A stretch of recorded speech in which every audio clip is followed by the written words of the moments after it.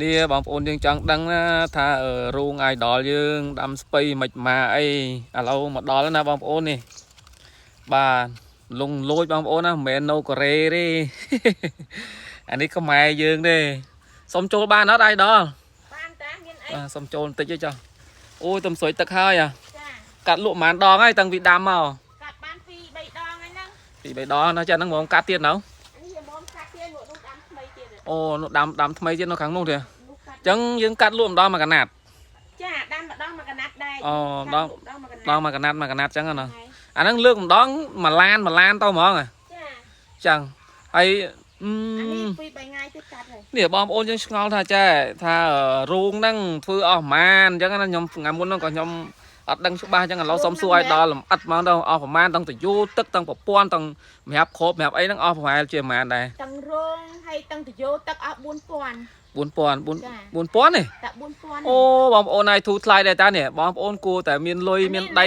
អានេះខ្ញុំនិយាយថាខ្ញុំធ្វើខ្លួនឯងណា ធ្វើខ្លួនឯងថាជាង ខ្ញុំទិញខ្ញុំគិតទាំងអស់តែ4000ទេតែបើបងប្អូនធ្វើតិចជាងហ្នឹងច្រើនជាងហ្នឹងខ្ញុំអត់ដឹងទេ អូនេះថាជាងហ្នឹងជាងនៅភូមិឯងដែរបងប្អូនឯងដែរអញ្ចឹងណា ចាហ្នឹងហើយខ្ញុំជួយគាត់ ហ្នឹងហើយ ទាំងចំណាញ់ទាំងអី ហើយកាត់លក់ក្នុងរយៈពេលដែលដាំដែលវីដេអូធ្វើកន្លងមកទល់ឥឡូវដែលខ្ញុំមកសួរហ្នឹងកាត់លក់ប៉ុន្មានដងហើយសួរតាមត្រង់ហ្មង កាត់លក់បាន3ដងហើយ 3ដងហើយបងប្អូនណានេះមើលនេះអត់មានតកៅមានអីស៊ីទេបងប្អូនណា អត់មានបាញ់ថ្នាំនេះដែរ បាទអត់មានប្រើថ្នាំអីទេដោយសារគាត់នេះគាត់បាំងស្បែកចេះហើយបាទអញ្ចឹងគឺស្ពៃធម្មជាតិសុទ្ធបងប្អូនណា បាទបងប្អូននេះ ហ្នឹងហើយស្ពៃធម្មជាតិសុទ្ធអត់មានបាញ់ថ្នាំប្រើថ្នាំអីទេគាត់និយាយទៅគាត់ប្រើតែជីគាត់ជីកប៉ុសហើយគាត់ចិញ្ចឹមគោ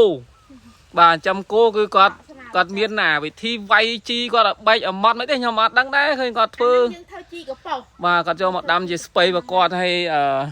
គាត់លក់បងប្អូនឥឡូវឮថាណាត់ប្រហែលថ្ងៃហ្នឹងណាត់ដល់ឡានគេមកដកទៀតហើយបាទ 3ថ្ងៃទៀត បាទ3ថ្ងៃទៀតដកបាទដកទាំងអស់ហ្នឹងហ្មងហើយ ចា3ថ្ងៃទៀតដកទាំងអស់ អានេះបើគិតជាថង់យើងមិនបាច់គិតគីឡូគិតជាថង់ហ្នឹងថាជាប្រហែលថង់នេះបើស្រកថង់ឃើញគាត់ស្រកថង់10គីឡូអញ្ចឹងណា ថង់10គីឡូតែយើងវាបាក់ស្មានដែរព្រោះថាវាណែនល្អ តែខាងនោះស្ពៃដែរឬក៏មិននោះតំនៅបងប្អូនខ្ញុំជិលដើរទៅថាខ្លាចជន់ស្ពៃគាត់បងប្អូននៅខាងនោះ ទៅបានដែរខ្ញុំមើល បាទអស់ជិលដើរទៅខ្លាច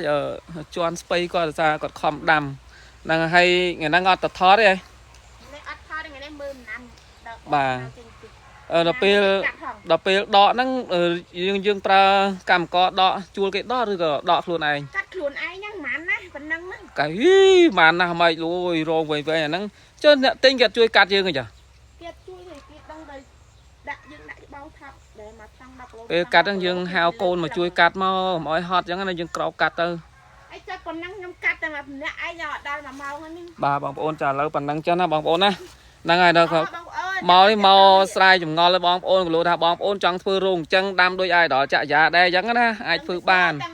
ហ្នឹងហើយ ដែកទាំង ថា4000ជាងចុះហ្នឹងហើយ 4000ជាង 4000ជាងគឺធ្វើបានមកអេមបងប្អូនណាបងប្អូនដែលមានដីហើយមានស្រះទឹកធំកុំទុកចោលបាទខាងដាំពោតកដាលដាំស្ពៃរីគាត់អញ្ចឹងណាបាទខាងនេះអីបាទនេះការ កន្លែងអត់រោង នេះខ្ញុំការអំពៅគាត់ក៏មានដែរបងប្អូនណា